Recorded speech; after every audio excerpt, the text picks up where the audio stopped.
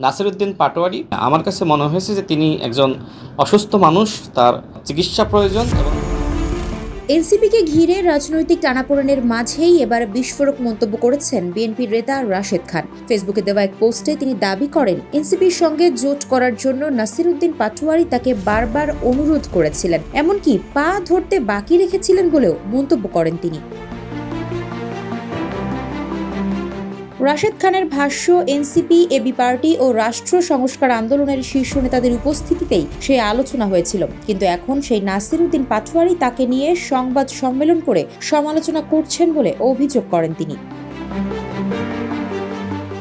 পোস্টে রাশেদ খান আরও বলেন, নাসিরউদ্দিন পাটোয়ারি অতীতে জামায়াতে ইসলামীর বিরুদ্ধে নানা বক্তব্য দিয়েছেন, কিন্তু পরে সেই জামায়াতের কাছেই এনসিপি বিক্রি হয়ে গেছে বলেও দাবি করেন তিনি। রাশেদ জানান, গণ অধিকার পরিষদ 2022 সাল থেকেই বিএনপির জোটে রয়েছে, তাই আদর্শের জায়গা থেকে তিনি অন্য কোনো রাজনৈতিক ফাঁদে পা দেননি।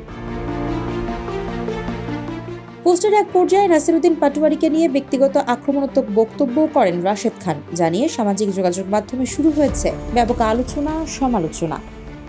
News desk, Ittefaq.